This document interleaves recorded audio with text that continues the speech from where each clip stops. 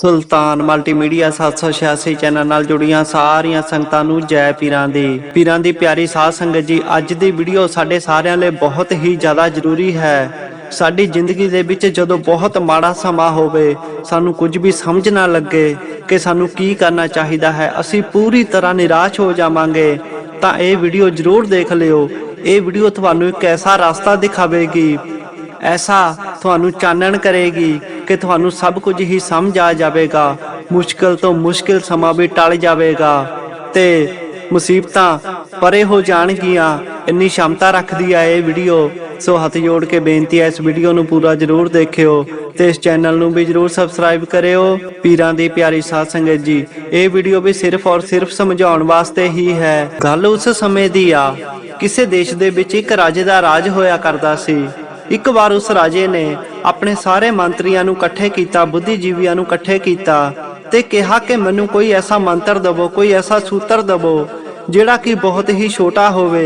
मैनू किताबां दी ग्रंथां दी कोई लोड़ नहीं आ ते ना ही मैं इन्हां नूं पढ़ सकदा आ, ना ही मेरे कोल इन्ना समा है।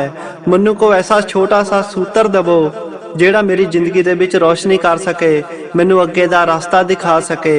कोई ऐसा सूत्र दवो जिहड़ा जित होवे जां हार, खुशी होवे जां गमी, जिंदगी होवे जां मौत, हर समय वो सूत्र मेरे काम आवे। राजे की गल सुन के सारे ही विद्वानां ने, बुद्धिमानां ने बहुत सारे ग्रंथ पढ़े, बहुत सारियां किताबां पढ़ियां, वाद विवाद किया, एक दूजे के नाल सलाह मशवरा किया, पर कोई भी किसी भी नतीजे ते ना पहुंच सकिया। बहुत समा वो खोजते रहे कि राजा नूं की सूत्र दिता जा सकता है जिहड़ा कि बहुत छोटा होवे ते जिंदगी दे विच चानण करन वाला होवे, पर वो किसी भी नतीजे ते नहीं पहुंच पा रहे सी। जदों वो किसी भी निष्कर्ष ते ना पहुंच सके तो उन्हां दे विचों एक सियाणे बंदे ने कहा कि दूर जंगलां दे विच एक फकीर बैठे होए आ जिहड़े कि बहुत ही अध्यात्मिक हन। उन्हां दे कोल रूहानी ज्ञान है, रब्बी ज्ञान है, बहुत ही तपस्या वाले वो फकीर हन। क्यों ना उन्हां दे कोल जाके सहायता मंगी जावे। सारियां ने इस गल ते फुੱਲ चढ़ाए ते वो सारे ही बुद्धिजीवी रल के जंगल दे विच उस फकीर दे कोल गए ते जाके अपने बादशाह दी सारी गलबात दसी। उन्हां सारियां दी गलबात सुन के उस फकीर ने कहा कि तुसीं इदां करो, मैनू अपने बादशाह दे कोल लै चलो, मैं उत्थे जाके ही इहदा निष्करण कर सकांगा। उस फकीर ने अपनी उंगली दे विच एक अंगूठी भी पाई हुई सी। वो सारे ही बुद्धिजीवी उस फकीर नूं लैके अपने बादशाह दे कोल आए। सारी गलबात सुन के उस फकीर ने अपनी उंगली दे विच जिहड़ी मुंदरी पाई हुई सी वो राजे नूं दे के कहण लगे कि ये मुंदरी दे उपर जो नगीना लगा होया है, नग लगा होया है, ਇਹਦੇ थल्ले एक कागज है ਜਿਹਦੇ ਤੇ एक बहुत ही छोटा सूत्र लिखा होया है। औखे समय, मुश्किल दे समय यही ਤੁਹਾਨੂੰ रास्ता दिखावेगा, जिंदगी नूं रोशन करेगा। ਇਹ सूत्र मैनू मेरे गुरु ने दिता सी ते मैं ये तैनू दे रहा हाँ। वो फकीर कहण लगे कि मैनू नहीं पता उस कागज उत्ते की लिखिया होया है। मेरे गुरु ने मैनू ये देण तो पहले एक शर्त रखी सी कि जदों तेरी जिंदगी दे विच सब तो ज्यादा माड़ा समा होवे, तैनू कुछ भी ना सुझे, कोई रास्ता ना मिले, हरे पासे तेनू हनेरा दिसे, तू हताश हो जावे, जदों कोई भी रास्ता ना बचे तां इनू खोल के देखी, फिर तेरी जिंदगी दे विच चानण होवेगा। पर अल्लाह ताला दी करम नवाजी मेरी जिंदगी दे विच कोई ऐसा समा नहीं आया कि मैनू इनू खोलण दी लोड़ पवे। मैं इनू कदे खोल के नहीं देखा, पर मैनू इन्ना पता जरूर आ कि इहदे विच बहुत बड़ा राज होवेगा। तुसीं इनू अपने कोल रख लवो। मैं तुहानू ये सूत्र देण लगा हाँ, पर तुसी मेरे नाल एक वादा करो, जदों तुहाडी जिंदगी दे विच कोई भी रास्ता शेष नहीं बच जाएगा, तुहानू चारे पासे हनेरा दिसेगा, कोई रास्ता नहीं लभेगा, ताही तुसी इहनू खोल के पढ़ोगे। तुसी मेरे नाल वादा करो। राजे ने वादा किया तो उस फकीर ने वो मुंदरी उस राजे नू दे दिती।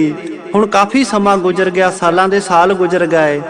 इस समय के दौरान राजे ने कई बारी सोचा कि मैं इनू खोल के पढ़ा, पर वो ये सोच के रुक जाता कि यह सूत्र व्यर्थ ना हो जाए। इस तरह समा गुजरता गया। कई सालों के बाद उस राजे दे राज ते किसी ने हमला कर दिता, भयानक युद्ध हो गया। उस युद्ध दे विच वो राजा हार गया, उहदे राज नूं हड़प लिया गया। ਉਹਦੀ ਜਿੰਨੀ ਧਨ ਜਾਂ ਦੌਲਤ ਜਾਇਦਾਦ ਸੀ ਉਹ ਸਾਰੀ ਹੜਪ ਲਈ ਗਈ। ਰਾਜਾ ਆਪਣੀ ਹਾਰ ਨੂੰ ਦੇਖ ਕੇ ਇੱਕ ਘੋੜੇ ਤੇ ਸਵਾਰ ਹੋ ਕੇ ਉੱਥੋਂ ਚੱਲ ਪਿਆ। ਚੱਲਦੇ ਸਮੇਂ ਉਹਦੇ ਨਾਲ ਕੁਝ ਸੈਨਿਕ ਸੀ। ਹੌਲੀ ਹੌਲੀ ਜੰਗਲ ਦੇ ਰਸਤੇ ਉਹ ਚੱਲਿਆ ਗਿਆ ਤੇ ਉਹ ਜਿਹੜੇ ਨਾਲ ਸੈਨਿਕ ਸੀ ਉਹ ਵੀ ਪਿੱਛੇ ਹੋ ਗਏ, ਕਿਉਂਕਿ ਹੁਣ ਜਦ ਕੋਲ ਕੁਝ ਬਚਿਆ ਹੀ ਨਹੀਂ ਤਾਂ ਰਕਸ਼ਾ ਕਿਹਦੀ ਕਰਨੀ ਸੀ। ਇਹੀ ਸੋਚ ਕੇ ਉਹ ਸੈਨਿਕ ਵੀ ਪਿੱਛੇ ਹਟ ਗਏ ਤੇ ਉਹ ਰਾਜਾ ਕੱਲਾ ਹੀ ਇੱਕ ਘੋੜੇ ਤੇ ਸਵਾਰ ਹੋ ਕੇ ਜੰਗਲ ਦੇ ਵਿੱਚ ਜਾ ਰਿਹਾ ਹੈ। ਉਧਰੋਂ ਦੁਸ਼ਮਣ ਸੈਨਾ ਦੇ ਸੈਨਿਕ ਵੀ ਉਸ ਰਾਜੇ ਦਾ ਪਿੱਛਾ ਕਰ ਰਹੇ ਸਨ। ਰਾਜਾ ਵੀ ਜੰਗਲ ਵਿੱਚ ਦੀ ਜਾ ਰਿਹਾ ਤੇ ਪਿੱਛੇ ਉਹਨੂੰ ਘੋੜਿਆਂ ਦੇ ਟਾਪਾਂ ਦੀ ਆਵਾਜ਼ ਸੁਣ ਰਹੀ ਆ। ਉਹ ਹੌਲੀ ਹੌਲੀ ਉਹਦੇ ਕੋਲ ਆ ਰਹੇ ਆ। ਰਾਜੇ ਦੇ ਪ੍ਰਾਣ ਸੰਕਟ ਦੇ ਵਿੱਚ ਆ। ਉਹ ਸਮਝ ਗਿਆ ਕਿ ਹੁਣ ਆਖਰੀ ਸਮਾਂ ਵੀ ਆਉਣੇ ਵਾਲਾ ਹੀ ਆ। ਚੱਲਦਾ ਚੱਲਦਾ ਰਾਜਾ ਇੱਕ ਐਸੇ ਰਸਤੇ ਤੇ ਪਹੁੰਚ ਗਿਆ ਜਿਹੜਾ ਕਿ ਅੱਗੇ ਜਾ ਕੇ ਰਸਤਾ ਬੰਦ ਹੋ ਗਿਆ। ਅੱਗੇ ਕੋਈ ਰਸਤਾ ਹੀ ਨਹੀਂ ਬਚਿਆ ਸੀ। ਹੁਣ ਅੱਗੇ ਰਸਤਾ ਖਤਮ, ਪਿੱਛੇ ਦੁਸ਼ਮਣ ਸੈਨਾ ਦੇ ਸੈਨਿਕ ਆ ਰਹੇ ਆ। ਇਹ ਦੇਖ ਕੇ ਰਾਜਾ ਸਤਬਦ ਹੋ ਗਿਆ।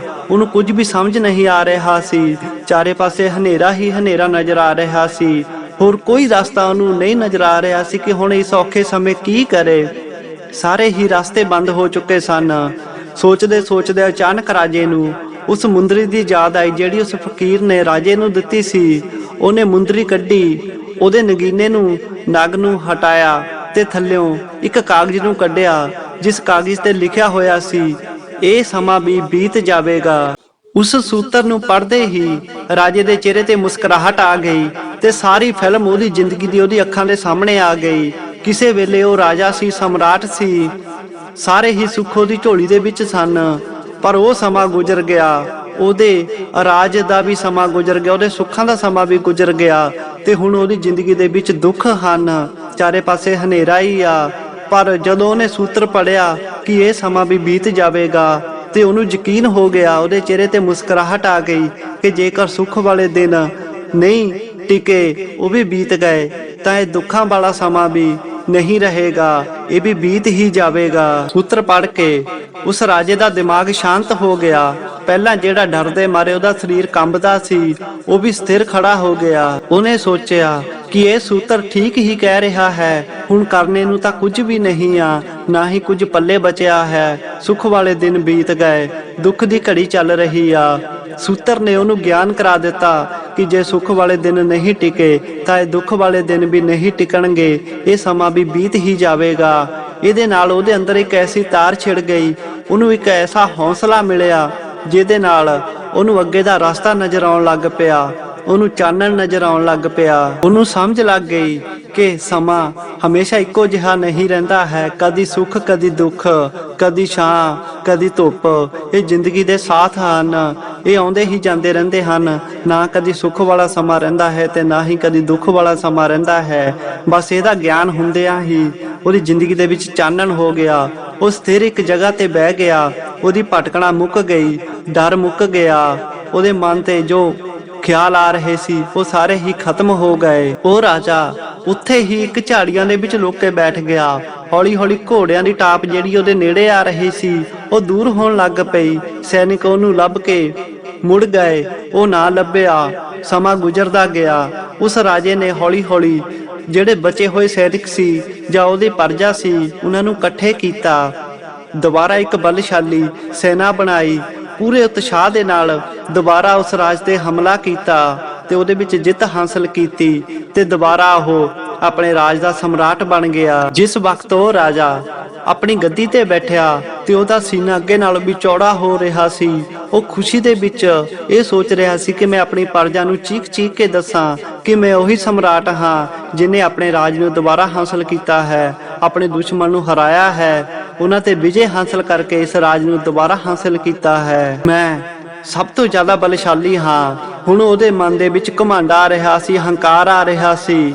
ਜਦੋਂ ਉਹਦੇ ਮਨ ਦੇ ਵਿੱਚ ਹੰਕਾਰ ਜ਼ਿਆਦਾ ਵੱਧ ਗਿਆ ਤੇ ਜਿਹੜੀ ਉਹੀ ਅੰਗੂਠੀ ਉਹਨੇ ਪਾਈ ਹੋਈ ਸੀ ਉਹਦੇ ਨਗ ਦੇ ਵਿੱਚੋਂ ਇੱਕ ਅਜੀਬ ਜਿਹੀ ਰੌਸ਼ਨੀ ਨਿਕਲੀ ਤੇ ਉਹਦੇ ਚਿਹਰੇ ਤੇ ਪਈ। ਉਹਨੂੰ ਫਿਰ ਉਸ ਅੰਗੂਠੀ ਦੀ ਯਾਦ ਆਈ। ਉਹਨੇ ਨਗ ਨੂੰ ਹਟਾਇਆ, ਉਹੀ ਕਾਗਜ਼ ਦੁਬਾਰਾ ਬਾਹਰ ਕੱਢਿਆ, ਉਹਨੂੰ ਪੜ੍ਹਿਆ ਤੇ ਜਿੱਤ ਦਾ ਸਾਰਾ ਹੀ ਖੁਸ਼ੀ ਉਹ ਕਾਫੁਰ ਹੋ ਗਈ। ਸਾਰਾ ਜੋ ਮਨ ਦਾ ਹੰਕਾਰ ਸੀ, ਘਮੰਡ ਸੀ, ਉਹ ਦੂਰ ਹੋ ਗਿਆ। ਉਹਨੂੰ ਸਮਝ ਆ ਗਿਆ ਕਿ ਜੇਕਰ ਪਹਿਲਾਂ ਸੁੱਖ ਵਾਲੇ ਦਿਨ ਨਹੀਂ ਰਹੇ, ਫਿਰ ਦੁੱਖ ਆਇਆ, ਉਹ ਵੀ ਬੀਤ ਗਿਆ ਤੇ ਹੁਣ ਜਦੋਂ ਦੁਬਾਰਾ ਸੁੱਖ ਆਇਆ ਹੈ ਤੇ ਇਹ ਵੀ ਸਥਿਰ ਨਹੀਂ ਰਹੇਗਾ, ਇਹ ਵੀ ਸਮਾਂ ਬੀਤ ਹੀ ਜਾਵੇਗਾ। ਇਹ ਪੜ੍ਹ ਕੇ ਉਹਦੇ ਅੰਦਰਲਾ ਹੰਕਾਰ ਦੂਰ ਹੋ ਗਿਆ, ਉਹਦੇ ਮਨ ਦੇ ਜਿੰਨੇ ਵੀ ਵਹਿਮ ਭਰਮ ਸੀ ਦੂਰ ਹੋ ਗਏ। ਆਪਣੇ ਰਾਜੇ ਨੂੰ ਦੁਖੀ ਹੋਏ ਨੂੰ ਦੇਖ ਕੇ ਉਹਦੇ ਮੰਤਰੀਆਂ ਨੇ ਪੁੱਛਿਆ ਕਿ ਤੁਸੀਂ ਦੁਖੀ ਕਿਉਂ ਹੋ? ਤਾਂ ਰਾਜੇ ਨੇ ਕਿਹਾ ਕਿ ਇਹ ਵੀ ਸਮਾਂ ਬੀਤ ਹੀ ਜਾਵੇਗਾ। ਉਹਨੇ ਸਾਰੀ ਗੱਲਬਾਤ ਆਪਣੇ ਰਾਜ ਦੇ ਵਾਸੀਆਂ ਨੂੰ ਸਮਝਾਈ। ਸੋ ਪੀਰਾਂ ਦੀ ਪਿਆਰੀ ਸਾਧ ਸੰਗਤ ਜੀ, ਇਹ ਗੱਲ ਸਾਨੂੰ ਵੀ ਸਮਝਣੀ ਬਹੁਤ ਹੀ ਜ਼ਿਆਦਾ ਜ਼ਰੂਰੀ ਆ ਕਿ ਸਮਾਂ ਗੁਜ਼ਰ ਹੀ ਜਾਵੇਗਾ, ਇਹ ਸਮਾਂ ਨਹੀਂ ਰਹੇਗਾ। ਇਸ ਕਰਕੇ ਕਦੀ ਵੀ ਬੇਚਿੰਤ ਨਾ ਹੋਵੋ, ਕਦੀ ਵੀ ਕਿਸੇ ਵੀ ਗੱਲ ਦਾ ਬੁਰਾ ਨਾ ਮੰਨੋ, ਕਦੀ ਵੀ ਦੁਖੀ ਨਾ ਹੋਵੋ, ਚਿੰਤਾ ਨਾ ਕਰੋ, ਹਤਾਸ਼ ਨਾ ਹੋਵੋ, ਨਿਰਾਸ਼ ਨਾ ਹੋਵੋ। ਜੇ ਅੱਜ ਦੁੱਖ ਆ ਜਾਂ ਇਹ ਬੀਤ ਹੀ ਜਾਵੇਗਾ, ਕੱਲ੍ਹ ਨੂੰ ਸੁੱਖ ਵੀ ਜ਼ਰੂਰ ਆਵੇਗਾ, ਸੁੱਖ ਆਵੇਗਾ ਤੇ ਉਹ ਵੀ ਬੀਤ ਜਾਵੇਗਾ। ਜ਼ਿੰਦਗੀ ਦੇ ਵਿੱਚ ਕੁਝ ਵੀ ਸਥਿਰ ਨਹੀਂ ਆ, ਸਿਰਫ ਔਰ ਸਿਰਫ ਸਥਿਰ ਹੈ ਤਾਂ ਉਸ ਪਰਮਾਤਮਾ ਦਾ ਨਾਮ ਹੈ, ਨਾਮ ਸਿਮਰਨ ਹੀ ਸਥਿਰ ਹੈ। ਬਾਕੀ ਇਸ ਜ਼ਿੰਦਗੀ ਦੇ ਵਿੱਚ ਕੋਈ ਵੀ ਸਮਾਂ ਸਥਿਰ ਨਹੀਂ ਆ। ਜੇ ਅੱਜ ਤੁਹਾਡੀ ਜ਼ਿੰਦਗੀ ਦੇ ਵਿੱਚ ਦੁੱਖ ਆ ਤਾਂ ਘਬਰਾਓ ਨਹੀਂ, ਇਹ ਵੀ ਸਮਾਂ ਬੀਤ ਹੀ ਜਾਵੇਗਾ। ਸੋ ਇਹ ਬਹੁਤ ਹੀ ਵੱਡਾ ਗੁਣ, ਰਾਜ ਤੇ ਮੰਤਰ ਹੈ ਜ਼ਿੰਦਗੀ ਨੂੰ ਜੀਣ ਦਾ। ਜੋ ਕੋਈ ਵੀ ਇਹ ਤੇ ਅਮਲ ਕਰੇਗਾ ਉਹ ਸਦਾ ਹੀ ਸੁਖੀ ਰਹੇਗਾ। ਸੋ ਇਸ ਗੱਲ ਤੇ ਗੌਰ ਜ਼ਰੂਰ ਕਰਿਓ ਤੇ ਇਸੇ ਤਰ੍ਹਾਂ ਦੀਆਂ ਹੋਰ ਵੀਡੀਓ ਦੇਖਣ ਲਈ ਇਸ ਚੈਨਲ ਨੂੰ ਜ਼ਰੂਰ ਸਬਸਕ੍ਰਾਈਬ ਕਰਿਓ।